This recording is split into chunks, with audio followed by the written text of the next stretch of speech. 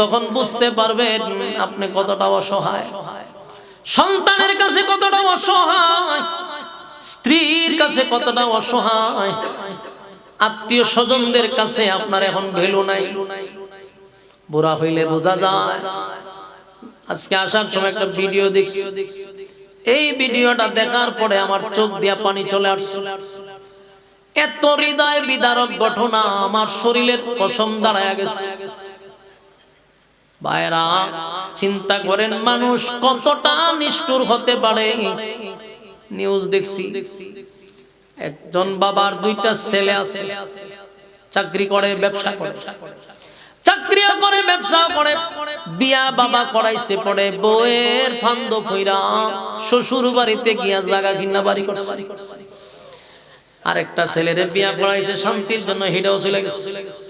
এখন বুড়া মা আর বাবা বাড়িতে, তারা বার্ধক্যে পৌঁছে গেছে। বলুন এখন কি আর ইনকাম করার বয়স আছে? কাজ করতে পারে না, চলতে পারে না, এই অবস্থায় কোন রকম অবস্থায় আছে।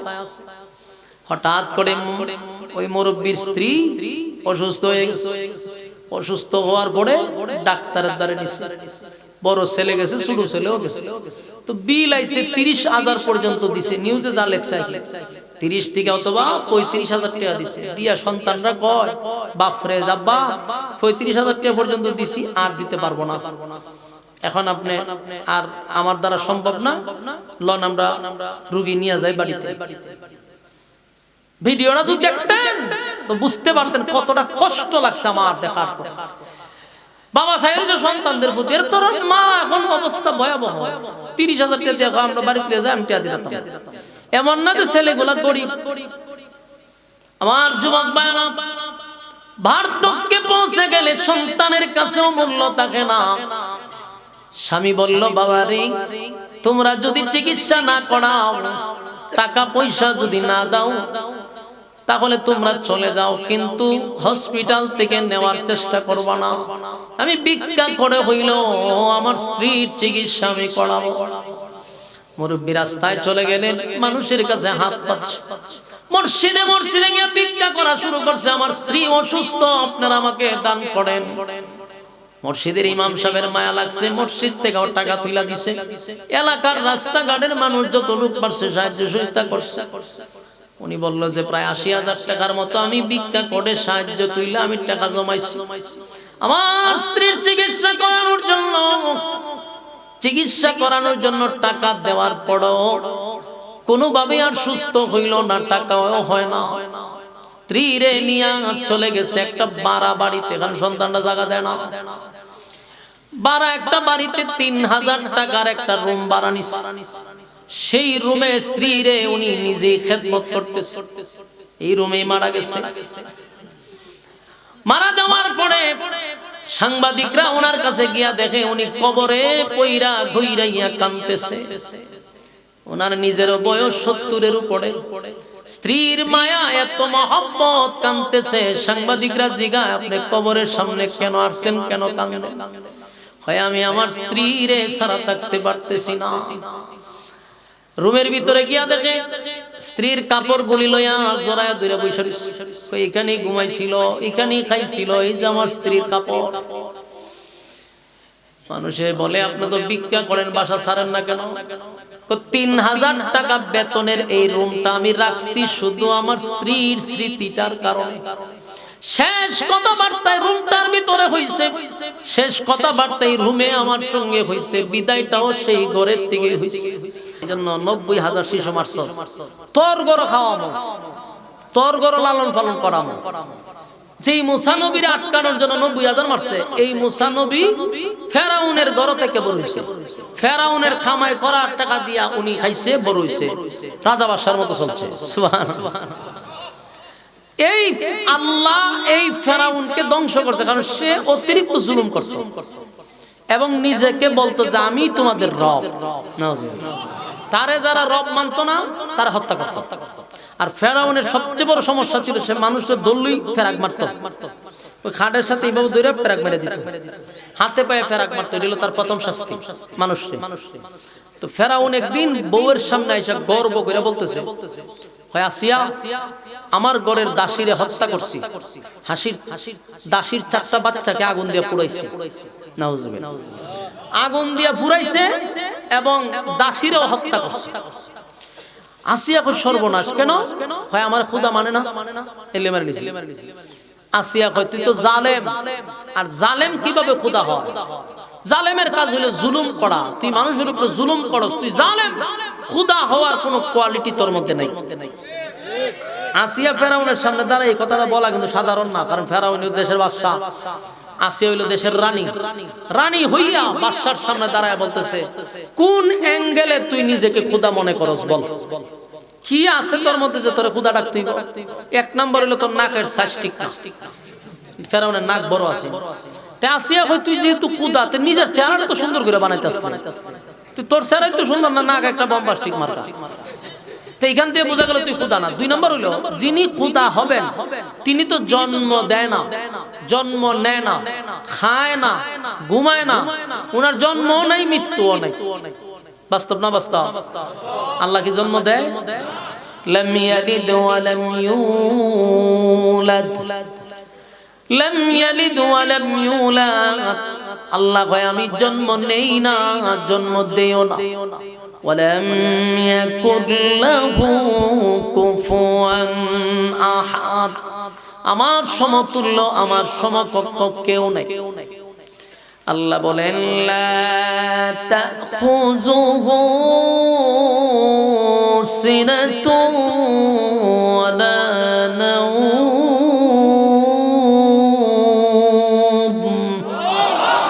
লা তাখুযুহু সিনাতুন ওয়ালা নাওম, আমার ঘুমও নাই, তন্দ্রাও নাই। বলুন ঘুমও নাই, তন্দ্রাও নাই। যিনি মালিক হবে তার ঘুম থাকার কথা, ঘুম নাই, তন্দ্রা নাই, এমন কি উনি খায় না, ঘুমায় না। আল্লাহ বলেন আমার ঘুম নাই, আমার তন্দ্রাও নাই। ফেরাউন আসিয়া কয় ফেরাউন নেই, জনমের মতো খাস, জনমের মতো ঘুমাস, বাচ্চা কাচ্চা জন্ম দিছস, কিভাবে নিজের খোদা দাবি করস? ফেরাউন ওয়াদা দিলাম আমি তোরে খোদা মানি না। জালেমের সামনে দাঁড়া, গলা টানে একটু, আমি তোরে খোদা মানি না। গোটা দেশের মানুষ তোরে খোদা বললেও আমি খোদা মানতে রাজি না। ফেরাউন ডাক দিয়ে বলে আসিয়া এর পরিণাম কিন্তু ভয়ানক হবে, তুমি কি জানো এর শাস্তি কি হতে পারে? আসিয়া কয় আমি জানি তুই জালেম, জালেমের কাজ হইল জুলুম করা। আসিয়ার সামনে ফেরাউন কানতি মিনতি করে বলে আসিয়া রে, দেশের মানুষ আমারে খোদা বলে, আমি যদি খোদা হই আসিয়া তুমি কিন্তু খুদি, খোদার বউ কি খুদি, আমি খোদা হইলে তুমি খুদি। এখন যদি দেশের মানুষ জানে যে আমাদের খোদার বউ খুদিয়ে খোদা মানে না, তাহলে কি আমার খোদাই থাকবে? আসিয়া রে এমন সিদ্ধান্ত নিও না, তুমি যদি আমারে খোদা না বলো, এই কথা যদি দেশের মানুষ জানে আমার খোদাই গিরি গেল। আসিয়া রে বহু বুঝাইছি, আসিয়া কয় আমি ঈমান আনছি একত্ববাদী খোদার উপরে। কুল হুয়াল্লাহু আহাদ, আল্লাহ বলেন আমি এক অদ্বিতীয়, আমার কোনো সাথী নাই, আমার কোনো সঙ্গী নাই, আমার কোনো ইলাহ নাই। তাই আমি এমন রবের উপরে ঈমান আনছি যেই রবের খাওয়ান নাই, ঘুম নাই, জন্ম নাই, মৃত্যু নাই। তিনি রহমান, তিনি দয়ালু, তার মতো জুলুম করে না। এর ফেরাউন দেশের মানুষ তোরে খোদা ডাকলে তুই খুশি হস, আমি আমার রব রে ডাকলে আমি নিজেও খুশি, আমার রবও আমার প্রতি খুশি। তাই আমি সিদ্ধান্ত নিছি তোরে খোদা ডাকবো না। তো ফেরাউন যে কোনো পরামর্শ করলে এর একটা বন্ধু আছে, বন্ধুর নাম হইলো হামান। হামাইনার কাছে গেছে গিয়ে কয় হামাইনা রে, আমার বউ আমার খোদা মানে না। ওই যে সাইমসা থাকে না নেতার সাথে, ও এইরকম একটা সাইমসা কয় রে আমার বউ আমার খোদা মানে না। মান সম্মান লয়া টানাটানি, দুষ্ট বুদ্ধি দে এখন কি করা যায়, কথা যদি জানাজানি হয় আমার খোদা ইলিয়া টানাটানি শুরু হয়েছে।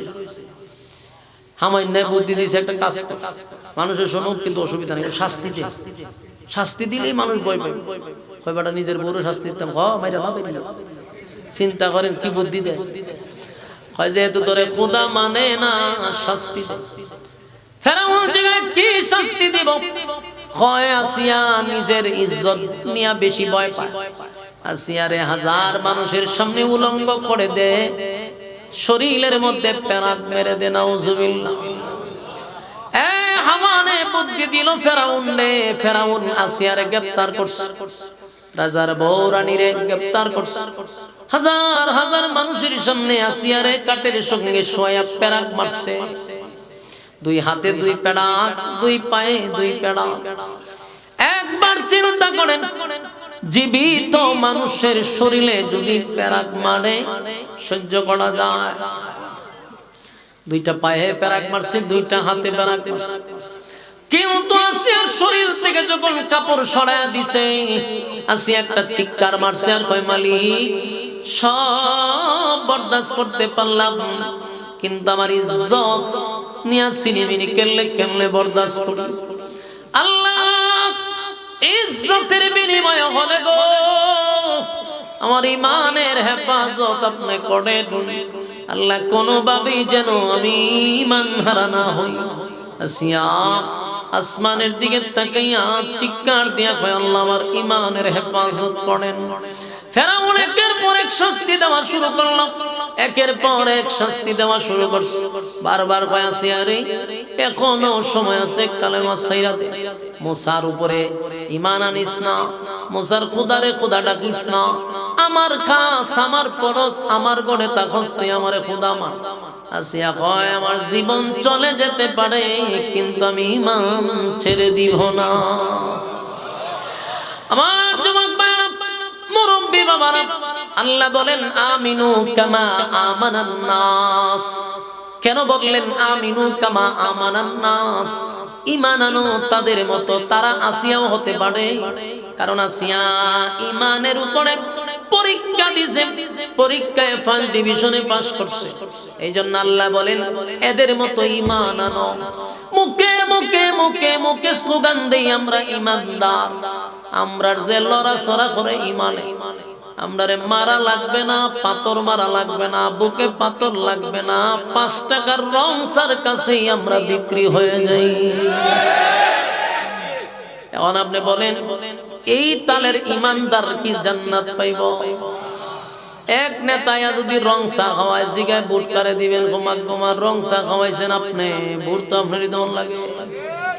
কিছুক্ষণ পরে আরেক নেতায়া খাওয়াইছে দুধ চা, আপনি খাওয়াইছেন দুধ চা, বুট কারে দিবে আপনারই দিন। আরেক নেতায়া কফি খাওয়াই দিছে, এখন 2 নেতার কথা ভুলে গেছে। হয় আপনি কফি খাওয়াইছেন, বুট আপনারই দিন। বুটের আগের রাত্রে 500 টাকা দিয়ে একবারে সব 3 অর্ডার বাদ করে দিছে, ঠিক না বেঠিক? এই হলো আমাদের ঈমানের অবস্থা। এত ছোটখাটো ঈমান লইয়া কেমনে রে জান্নাতে যাব? আল্লাহ কয় আমিনু কামা আমানান নাস। ঈমান আনো ওই মানুষদের মতো যারা ঈমানের পরীক্ষায় পাস করছে। আসিয়া যখন ফেরাউনকে খোদা মানে না, ফেরাউন হামান্নার কাছে গিয়া কয় দুস্তরে যত শাস্তি দে কাম হয় না। হামান্না কয় এক কাজ কর দোস্ত, আসিয়ার শরীরের চামড়া গলি টেনে টেনে ছিঁড়ে ফেল। সঙ্গে যদি বালা না হয় বড় ঝামেলা। বন্ধু এমন মানুষের সঙ্গে করতে হবে, দিনদার সারা বন্ধুত্ব করলে 12টা বাজে। কারণ জাহান্নামে অনেক মানুষ বন্ধুত্বর কারণে যাবে, বন্ধুর কারণে বহু মানুষ জাহান্নামে যাবে। হামান্নার সিগা কিন্তু ফেরাউন এত খারাপ ছিল না। ফেরাউন কিন্তু প্রথম খোদা দাবি করতে চাইছিল না। আমি ফেরাউনের ঘটনাটা অনেকবার পড়ছি, মজা লাগে। দেখলাম যে ফেরাউন প্রথম কিন্তু রাজি ছিল না খোদা দাবি করা। ফেরাউনে বলছেন ধরু বেটা, এখন খোদা দাবি হলে মাঝে ফিডাইব আমার। হামান্না তুই দাবি এনে করবে, বাকি ব্যবস্থা আমি এনে করবো। ওই হামান্না বুদ্ধি দিয়ে দেহের খোদা দাবি করাইছে। আর এত বড় জালেম বানানোর পিছনে হাত ছিল হামানের। আমার যুবক ভাইরা, এই জন্য দেখবেন বাংলাদেশে যত নেতা আছে, নেতারা এতটা খারাপ না হইলো সাইমসাড়িটা হে বদমাশ, ঠিক না বেটি? যতটা নেতার লগে সাইমসা আছে, নাম্বার 1 বদমাশ থাকে, সুর বাটপা সবটি আয়েছে এই নেতার পিছনে ঘুরে। বালা মানুষ যদি নেতায় রাখতো তাহলে নেতার এত বদনাম হইতো না। বাংলাদেশের সব নেতারা কিন্তু চুরিটা হাতি পড়ে না, সাইমসাড়ির দায়রা লাই সব শেষ করে নিত। খাইতে খাইতে নেতারে একেবারে ফুল প্যাকেট করে ছেড়ে দিব, কিন্তু আমরা খাইতে হইব। আমরা এলাকাতে এক এমপি আছে, খুব ভালো মানুষ, বাবা ছিল দেওবন্দের আলেম, এমপি আছিল, বেচারা খুব ভালো মানুষ, বেচারা চুরিটা হাতি বেশি একটা করতে পারে না। সাইমসা খাইতে খাইতে খাইতে জেলখানা ঢুকাইতেছে, দুর্নীতি কিরা হুতায় আলাইছে, রাস্তাঘাট একটা করছে না, সাইমসা সব মেরে দিছে, শেষে জেলও গেছে সাইমসার লেগে। তেনে এখন বালা দেশের মানুষের দুঃখ সুখ না বুঝতে সাইমসার কথা শুনতো না তারা, এই সাইমসা শেষ পর্যন্ত জেলখানা ঢুকাইছে। তো ফেরাউন্নারে ধ্বংস করছে হামাইনা, আমানে বুদ্ধি দেয় আসিয়ারে মারতে।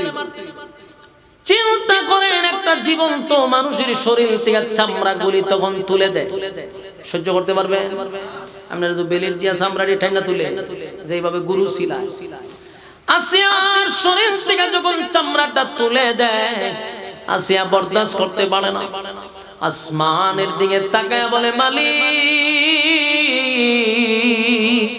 আর সহ্য করা যায় না, বরদাস্ত করতে পারি না, আল্লাহ জালেমের জুলুম বরদাস্ত করা যায় না গো, আল্লাহ আপনার কাছে আমারে নিয়ে যান, আপনার পাশে আমার একটা ঘর বানায়া দেন, আল্লাহ জালেমের জুলুম থেকে আমারে হেফাজত করেন। আসিয়া শরীরের চামড়া তুলে দিল, তুলে দেওয়ার পরে ঈমান ছাড়ে না। কিছুক্ষণ পরে ফেরাউন বড় একটা পাথর লয়ে আসছে আসিয়ার মাথায় মারার জন্য। আয়েশা দেখে আসিয়া আসমানের দিকে তাকাইয়া তাকাইয়া মুস্কি মুস্কি হাসতেছে, সুবহানাল্লাহ। ফেরাউন আশ্চর্য হয়ে গেল, এই পরিস্থিতিতে কারো মুখ দিয়া কি হাসি আসার কথা? হাত দুইটা পেরাক মারা, পা দুইটা পেরাক মারা, শরীরের চামড়াও তুলে ফেলা হচ্ছে। এমন অবস্থায় মৃত্যুর দ্বার প্রান্তে দাঁড়াইয়া কেউ কি কোনোদিন হাসতে পারে? ফেরাউন ডাক দিয়া বলে, আসিয়া গো, এই মরণাপন্ন অবস্থায় মৃত্যুর দ্বার প্রান্তে দাঁড়াইয়া মুস্কি মুস্কি কেন হাসো? এখনো কি তোমার মুখ দিয়া হাসি আসে? আসিয়া কয়, ফেরাউন রে, আমি যা দেখি তুই তা কখনো দেখবি না। আমি আমার মালিকের কাছে দরখাস্ত করছিলাম, মালিক আপনার পাশে আমার নিয়ে যান, মালিক আপনার পাশে আমার একটা ঘর বানায়া দেন। আমার মালিক আমার চোখের সামনে জান্নাতের বালাখানা তুলে ধরছে, আমি আমার চক্ষু দিয়া জান্নাতের বালাখানা দেখতেছি, আনন্দে আমি আত্মহারা। এই পৃথিবীর প্রতি আমার কোনো লোভ নাই, লালসা নেই। এত সুন্দর বালাখানা আমার চোখের সামনে, আমি শাহাদাত বরণ করতে আমার অসুবিধা নাই। ফেরাউন দেখছে সর্বনাশ, সাথে সাথে পাথর মাথায় ছেড়ে দিছে, আসিয়া শাহাদাত বরণ করছে। কিন্তু শেষ মুহূর্ত ঈমান বেছে নাই, ঈমান ছাড়ে নাই। আমিনু কামা আমানান নাস, ঈমান আনো ওই মানুষদের মতো যারা ঈমানের পরীক্ষায় ফার্স্ট ডিভিশনে পাস করছে। আমিনু কামা আমানান নাসের ব্যাখ্যা আসিয়া হতে পারে গো, আসিয়া হতে পারে। এই জন্য আমার যুবক ভাই মুরব্বী বাবারা, শুধু মুখে মুখে মুখে মুখে মুখে যদি বলি ঈমানদার, কঠিন কালেও আল্লাহর দরবারে ঈমানদার বইলা দাঁড়াইতে পারবেন না। আল্লাহর কসম, ঈমানদারের হয় ঈমানের পরীক্ষা, ঈমানদারের হয় ঈমানের পরীক্ষা। এই পৃথিবীতে আসছি তো একটা পরীক্ষা দেওয়ার জন্য। কসম খোদার, পরীক্ষা ছাড়া কেউ জান্নাতে ঢুকতে পারবেন না। কারণ আল্লাহ দুনিয়া নামক জায়গায় পাঠাইছে একটা পরীক্ষা দেওয়ার জন্য। দুনিয়া কিন্তু স্থায়ী নয়, দুনিয়া কিন্তু চিরস্থায়ী নয়, ক্ষণস্থায়ী। এই দুনিয়ায় কেন আসলাম? আল্লাহ কয় পাঠাইছে একটা পরীক্ষা দেওয়ার জন্য। বান্দা পরীক্ষায় যদি ফাঁস করস, ওয়াদা দিলাম কানাত লাহুম জান্নাতুল ফিরদাউসি নুজুলা। আমি ওয়াদা দিলাম পরীক্ষায় যদি পাস করো জান্নাতুল ফিরদাউস আমি তোদেরকে মেহমানদারি করাবো। আল্লাহ এটা ওয়াদা দিছে, তাহলে আমাদের পরীক্ষায় পাস করতে হবে। যদি ফেল করি রে, এমন এক পরীক্ষার হলে আমরা বসছি, এই পরীক্ষা শুধু একবারই দেওয়া যায়।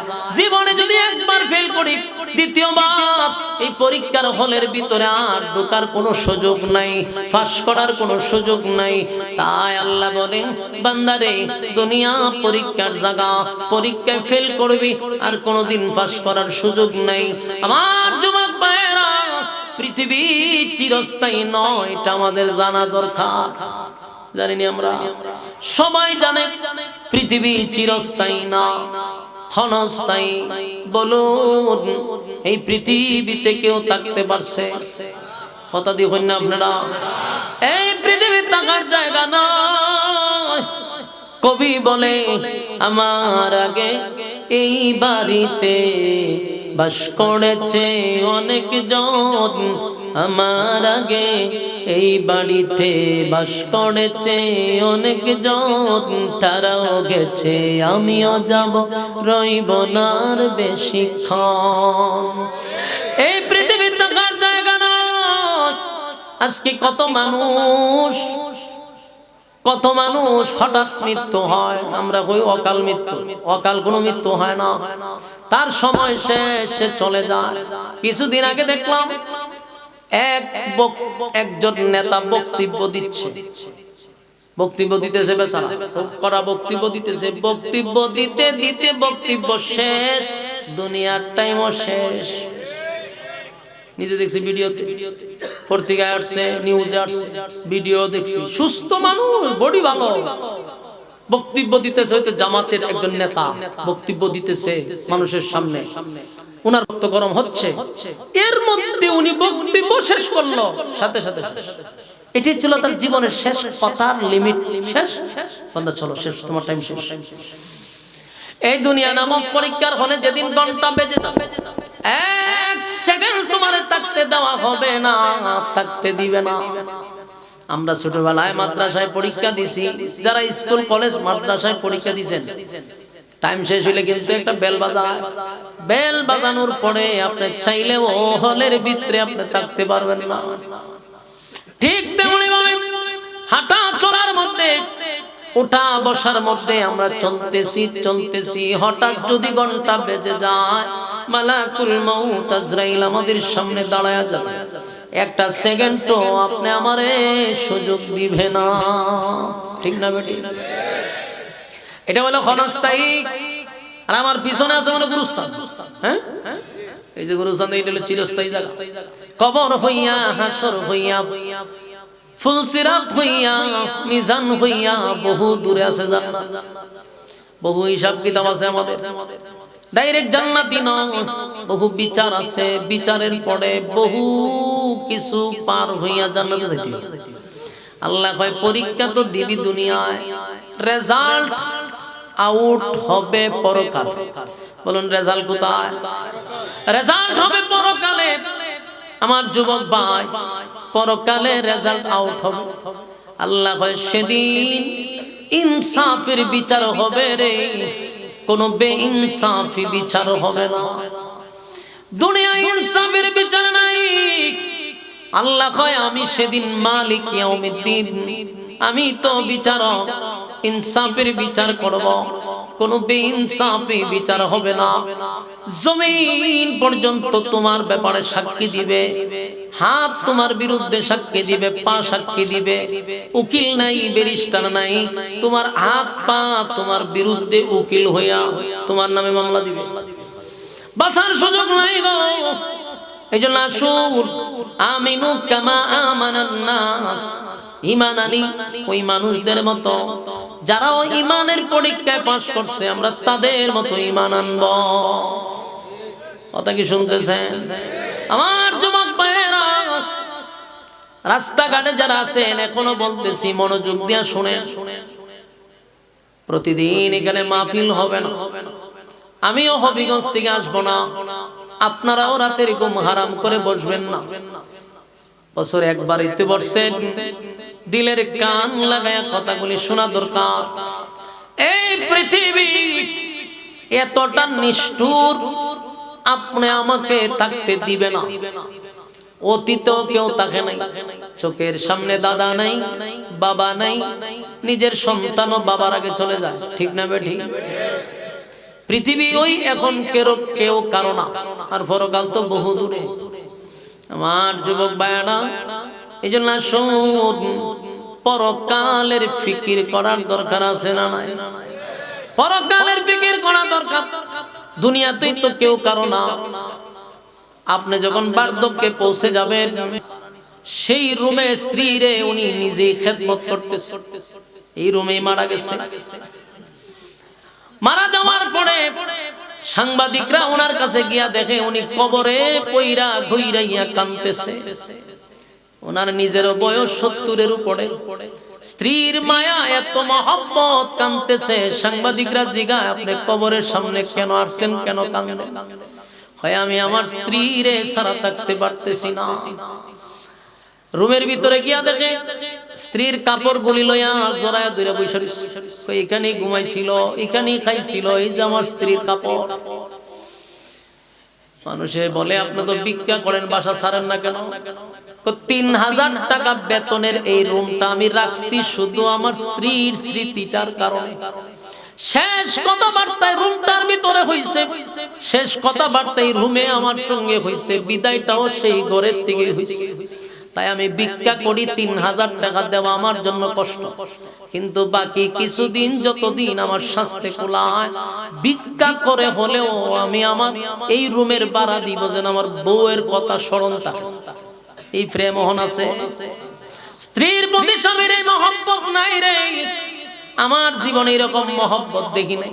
কবরের সামনে গিয়া মুরব্বি কয়, তুমি আমারে ছাইরা গেলা, কারে লইয়া থাকবো? সন্তানও নাই, তুমিও নাই, আমারে কার কাছে রাইখা গেলাম? এই হাউমাউ করে কান্দে। গ্রামের মানুষ খাবার দিলে খায়, না খাইতে পারে। আমি জানতে চাই, ওনার সন্তান আছে না নাই? এই জন্য ভাই, সন্তান যদি মানুষ না হয়, অমানুষ হয়, শেষ বয়সে হয় বৃদ্ধাশ্রমে, আর না হয় রাস্তাঘাটে। এই জন্য সম্পদ করে কোনো লাভ নাই। আসল সম্পদ হইল আপনার সন্তান। এই জন্য সন্তানগুলিরে নাস্তিক বানায়েন না, সন্তানগুলারে মাদ্রাসায় দেন। কমপক্ষে আপনার বৃদ্ধাশ্রমে সে রাখবে না। কথা কি বুঝতেছেন? মাদ্রাসায় পড়ানোর পরে কোন আলেম তার মা বাবার বৃদ্ধাশ্রমে রাখছে একটা প্রমাণ দিতে পারবেন? বাংলাদেশে এরকম প্রমাণ আছে? কিন্তু আমি আপনার 100 প্রমাণ দিতে পারবো। ডাক্তারের মা বাবা আছে বৃদ্ধাশ্রমে, ইঞ্জিনিয়ারের মা বাবা আছে বৃদ্ধাশ্রমে, 1000 কোটি টাকার মালিকের মা বাবা আছে বৃদ্ধাশ্রমে। আর একটা মাদ্রাসার শিক্ষক যদি 10,000 টাকাও বেতন পায়, মা বাপরে ছেড়ে দেয় না। আমার যুবক ভাইরা, এই পৃথিবী এত নিষ্ঠুর। তুই যদি তোর বউ বাচ্চা নিয়ে খাইতে পারলি, বুড়া মা বাপের খাবার কি তোর ঘরে নাই? তুই যখন ছোট ছিলি, তোর মা বাবা নিজে না খাইয়া তোরে খাওয়াইলো, নিজে ভালো কাপড় পরে নাই, তোরে পড়াইলো, নিজে একটা সুন্দর জামা কোনোদিন পরে নাই, তোরে পড়াইলো, তোরে লেখাপড়া করাইতে গিয়া বেচারা সব শেষ হইল। এখন চাকরি করে, ব্যবসা করে, মা বাবা তার জন্য বোঝা হয়ে গেছে, ঠিক না বেঠি? আমার যুবক ভাইয়েরা, সাবধান। সন্তানগুলাকে সুশিক্ষায় শিক্ষিত করেন, কোরআনের শিক্ষায় শিক্ষিত করেন। আল্লাহর কসম, আপনার সন্তান আপনাকে বৃদ্ধাশ্রমে রাখবে না। এই জন্য মা বাবারও হক আছে না নাই? সন্তানের যেমন হক আছে, মা বাবারও হক আছে। এই জন্য সন্তানকে যখন জন্ম নিবে, সুন্দর নাম রাখা, এরপরে তার দ্বীনি শিক্ষা দেওয়া, এটা আপনার হক। আপনি যখন হক আদায় করতেন না, সন্তান বড় হইলে আপনার হক আদায় করতেন। কথা কি বুঝতেছেন? আমার যুবক ভাইরা, যে কথা বলতেছিলাম, আমিনু কামা আমানান নাস, ঈমানের পরীক্ষা হবে। তাই দুনিয়া খাও দাও পূর্তি করো, দুনিয়াটা মস্ত বড়, এমন স্লোগান দিয়া জীবন যাপন করলে চলবে না। কারণ আমাদের জান্নাত যদি হয় লক্ষ্য, জান্নাত যদি হয় উদ্দেশ্য, তাহলে প্রথম দুইটা শর্ত লইয়া মাইনা কবরে যেতে কথা হয় না। ঈমান নেক আমল, ঈমান নেক আমল দুইটা গুণে গুণান্বিত হইয়া যদি কবরে যাও, আল্লাহ কয় কানাত লাহুম জান্নাতুল ফিরদাউসি নুজুলা, ওয়াদা দিয়া জান্নাতের ভিতরে আমি তোমাদেরকে মেহমানদারি করাবো, খালিদিনা ফিহা লা ইয়াবগুনা আনহা ওয়ালা। জান্নাতের ভিতরে প্রবেশ করার পরে আর কোনোদিন বাহির হতে চাইবে না। আল্লাহ কয় জান্নাতীদেরকে এমন নিয়ামত দিব গো, দুনিয়ায় জান্নাতীরা চাইলেও কোনোদিন পাবে না। কোন নবী রাসূলরা যা দুনিয়াতে চায়া পায় নাই, জান্নাতীরা তা পাইবে। যেমন দুনিয়াতে যদি আপনি দোয়া করেন আল্লাহ আমারে মরণ দিয়েন না, কবুল হইব। যদি কোন আল্লাহ আপনি আমারে বৃদ্ধ বানাইয়েন না, কবুল হইব। যদি কোন আল্লাহ 2 ইঞ্চি লম্বা হইতে চাই, দোয়া কবুল হইব। কথা দিবেন না, না মরতে চাই না কিন্তু মরা লাগবে, বৃদ্ধ হতে চাই না বৃদ্ধ হওয়া লাগবে। কথা কন। আল্লাহ কয় মানুষ খাটো হইলে লম্বা হতে চায় কিন্তু হবে না। আল্লাহ কয় কানাত লাকুম জান্নাতুল ফিরদাউসি নুজুলা, আমি তোমাদেরকে যখন জান্নাতের ভিতরে ঢুকাবো, আল্লাহ কয় বান্দারে সেদিন তোদের আফসোস পড়া হবে। আর জান্নাতের ভিতরে ঢুকার সাথে সাথে সাথে সাথে ঘোষণা হয়ে যাবে আর কোনদিন বান্দা মরবি না। জান্নাতের ভিতরে মরণ নাই গো, জান্নাতের ভিতরে মরণ নাই, মরণ নাই, মরণ নাই। 2 নাম্বার হলো জান্নাতের ভিতরে বৃদ্ধ হবেন না। আল্লাহর নবী বলেন জান্নাতে ঢোকার সাথে সাথে প্রত্যেকটা মানুষের বয়স হবে 32 বছর, আর কোনদিন 33 হবে না।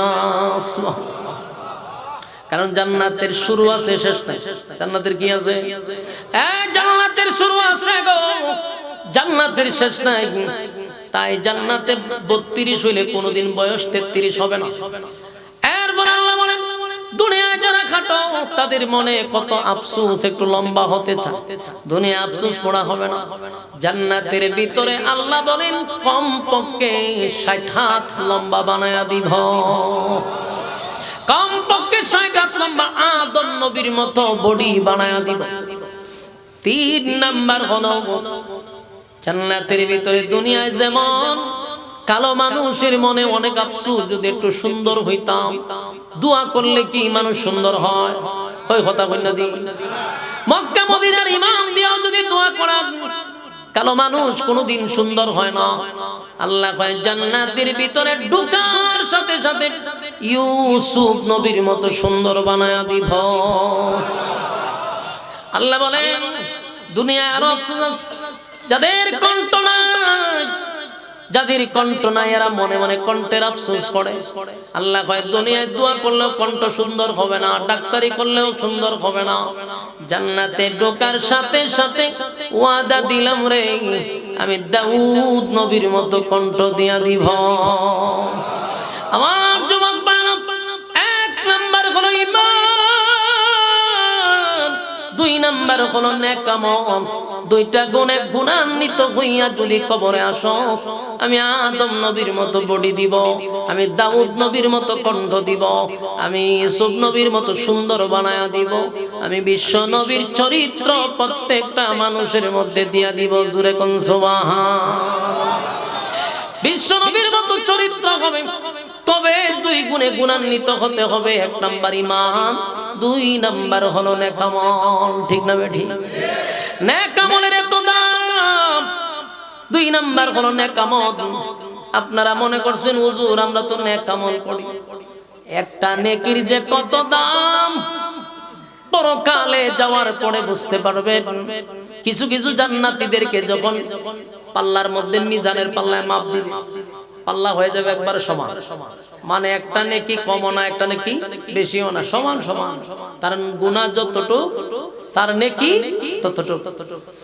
এই লোকগুলো পড়বে মহামুসিবত। নেকি যদি খালি থাকতো তাহলে সে জান্নাতে চলে যায়। এরকম লোক থাকবে অনেক, পাল্লা একবার সমান সমান।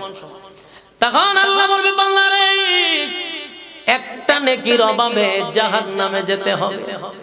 বান্দা হয় মালিক, শুধু একটা নেকির অভাবে আপনি আমারে জাহান্নামে দিবেন? বলা হয়। বান্দা কয় আল্লাহ, একটা নেকি আপনি আমারে শুধু সুযোগটা দেন, আমি হাসরের মাঠে একটা ঘুরতে দিই। কারণ হাসরের মাঠে আমার মা আছে, বাবা আছে, দাদা আছে, দাদি আছে, নানা আছে, নানা আছে, আত্মীয় স্বজন আছে, গেলে আমার একটা নেকি দিব। আল্লাহ কয় এটা দুনিয়া না। এরপর বান্দা অনুমতি লইয়া হাসরের মাঠে গেছে। বন্ধু বান্ধবের সঙ্গে সাক্ষাৎ হলো।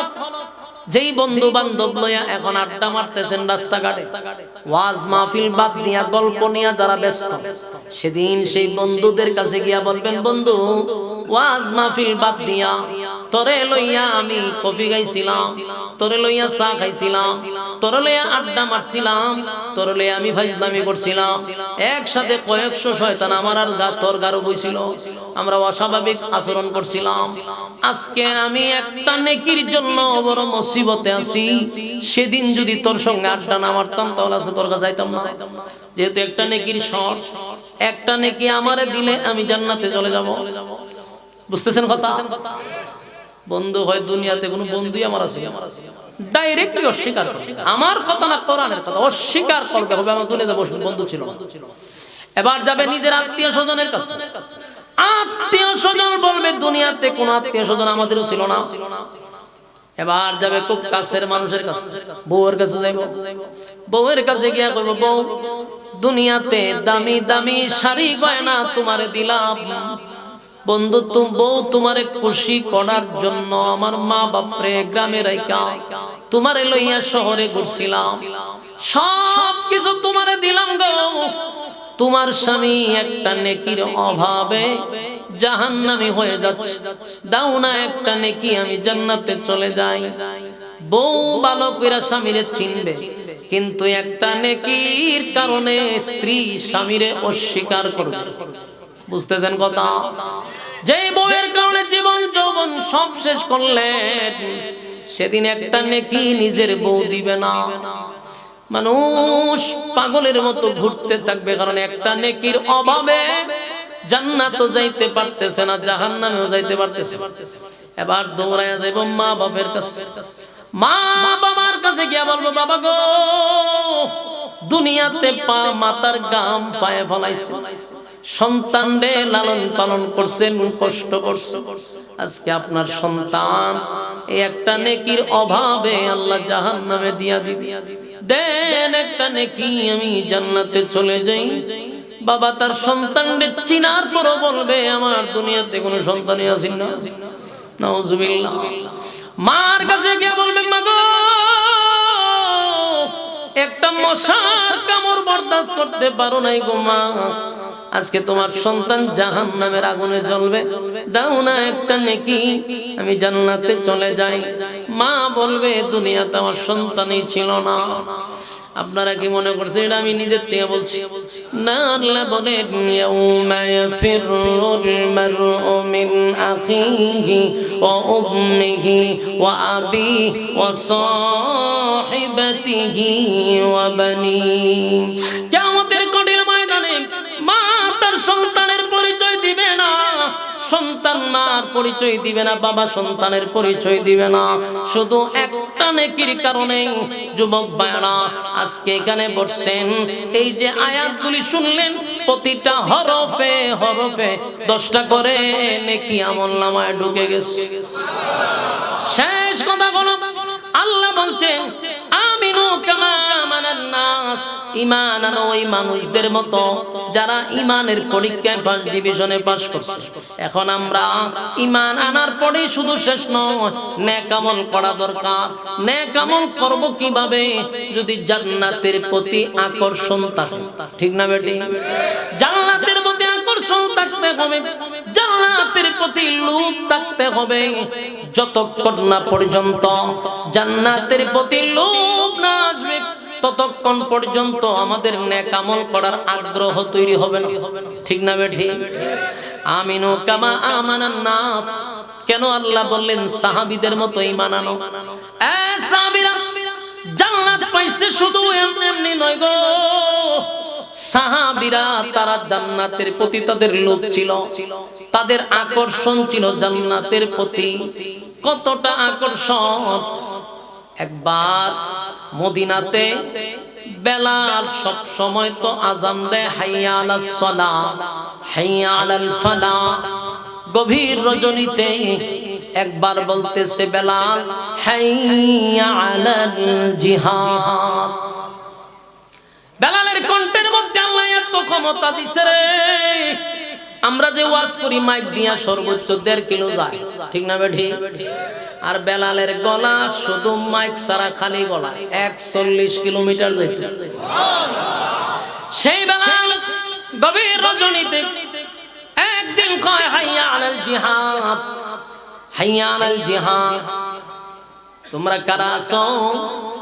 নবীর সঙ্গে বেঈমানের যুদ্ধ শুরু হয়ে গেছে, তোমাদের সন্তানগুলাকে যুদ্ধের ময়দানে প্রস্তুত করো, কিয়ামতের কঠিন ময়দানে তোমরা শহীদের মা হইয়া দাঁড়াইতে পারবা। গভীর রাত্রে এক মহিলা বেলালের এই ঘোষণা শুনা কানতে কানতে কানতে মহিলা বালিশ ভিজায়া দিছে।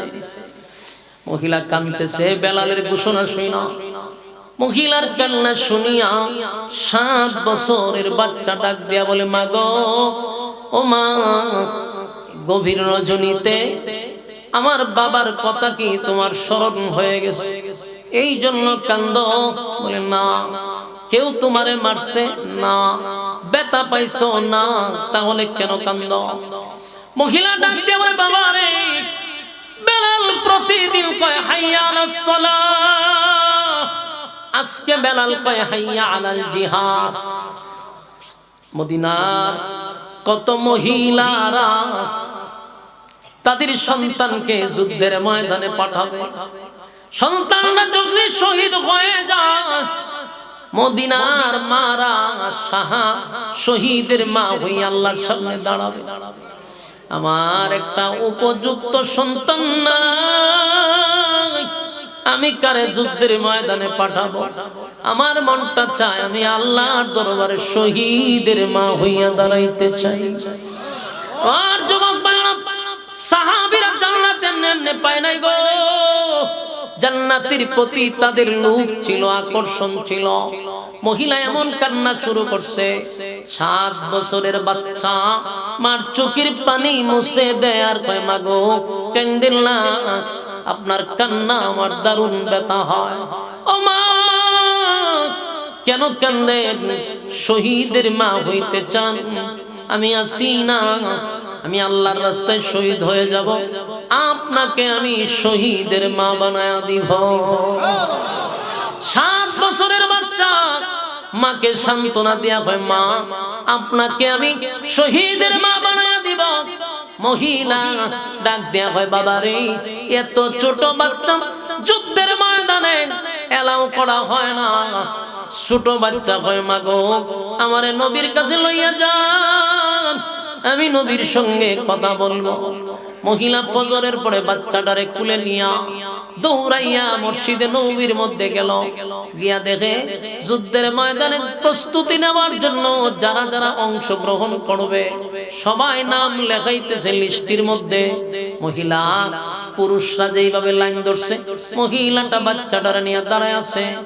সাহাবায়ে কেরাম বলে, ওমা, এটা পুরুষের লাইন, এটা মহিলার লাইন না। আর মহিলা এবং বাচ্চাদেরকে যুদ্ধের ময়দানে এলাও করা হয় না। মহিলা ডাক দিয়া বলে, আমার সন্তানটারে আমি যুদ্ধের ময়দানে পাঠাবো। সাহাবায়ে কেরাম বলেন, আপনার ছেলে তো বালেগ হয় নাই, না বালক কোন বাচ্চাকে আমরা যুদ্ধের ময়দানে নেই না। মহিলা কোনো মতেই মানে না, বুঝে না, শুনে না। এই শব্দ চলে গেল নবীর কান পর্যন্ত। আল্লাহর নবী বলেন, সাহাবীরা রে, কি ঘটনা ঘটলো? বলে, নবী গো, একটা মহিলারে কত না বুঝাইলাম, বুঝে না, মানে না, বুঝাইলেও মহিলা শুনে না। আগে নবীজি এই মহিলা একটা 7 বছরের বাচ্চা লই আইছে।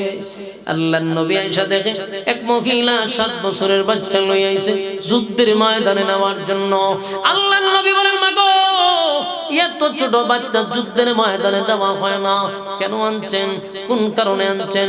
বলে, নবী গো, গত বছর যুদ্ধের ময়দানে আপনার সঙ্গে আমার স্বামী গেছিল, আপনি ফিরে আসলেন, কিন্তু আমার স্বামীটা যুদ্ধের ময়দান থেকে ফিরে আসে নাই, শাহাদাত বরণ করছে। কিন্তু আমার তো কোনো উপযুক্ত সন্তান নাই যে আমি যুদ্ধের ময়দানে আপনার সঙ্গে পাঠাবো, কিন্তু মনটা চায় আল্লাহর সামনে শহীদের মা হইয়া দাঁড়াইতে, কিন্তু আমার উপযুক্ত সন্তান নাই। 7 বছরের বাচ্চাটারে লইয়া আসছি, নেন আমার সন্তানটারে যুদ্ধের ময়দানে নিয়ে যান, আমি শহীদের মার নামের লিস্টিতে আমিও থাকতে চাই। আল্লাহর নবী বুঝাইলেন, সুন্দর করে বুঝাইছে, মাগো মহিলা এবং ছোট বাচ্চাদেরকে আমরা এলাও করি না। এই বাচ্চা তো তরবারির চেয়েও ছোট, কি কাজে লাগবে, কোন কাজে লাগাবো? মহিলা বলে, নবী গো, যুদ্ধের ময়দানে যখন আপনাকে ডান দিক থেকে বাম দিক দিয়ে তীর মারবে, তখন আপনি আটকানোর জন্য একটা ঢালের প্রয়োজন হয়। আপনি আমার সন্তানটারে চতুর্দিক দিয়ে ডাল হিসাবে ব্যবহার করবেন। ডান দিকে তীর আসবে, ডান দিকে ধরে রাখবেন, বাম দিকে তীর আসবে, বাম দিকে ধরে রাখবেন। আল্লাহর নবী কথা শুনে চোখ দিয়া নবীর পানি চলে আসছে। নবীজি মুক্তার ডানার মতো চোখ দিয়া পানি পড়ে রে, আর বলে, এত মায়া, এত মহব্বত। আল্লাহর নবী বলেন, মাগো ওয়াদা দিলাম সন্তানটা বড় হইলে আমি যুদ্ধে নিয়ে যাব। কিন্তু মহিলা বুঝে না, মানে না। সন্তান লইয়া যখন চলে যায়, সন্তানটা আমার কাছ থেকে লাইমা একটা দৌড় মাইরা নবীর সামনে হাজির। ডাক দেয়া হয়, নবী গো, আপনি কি আমার যুদ্ধের ময়দানে নিবেন না? আল্লাহর নবী বলেন, এত ছোট বাচ্চা আমি যুদ্ধের ময়দানে নিয়ে কি করব রে? ছোট বাচ্চাটা ডাক দেয়া হয়, নবী গো, আমার আম্মা যখন চুলার মধ্যে আগুন ধরায়, আমি কিন্তু পাশে বসা থাকি। ওগো নবীজি, আমি দেখছি চুলার মধ্যে আমার মা ছোট ছোট লাকড়িগুলা আগে ঢুকায়, লাকড়ি ঢুকাইয়া চুলার ভিতরে যখন আগুনটা ধরে যায়, তখন বড় বড় লাকড়িগুলা ঢুকায়। ওগো নবীজি, আমার মতো একটা ছোট বাচ্চারে আপনি যুদ্ধের ময়দানে নিয়ে যান, আমি শহীদ হইয়া যুদ্ধের ময়দানের আগুনটা ধরায়া দিব।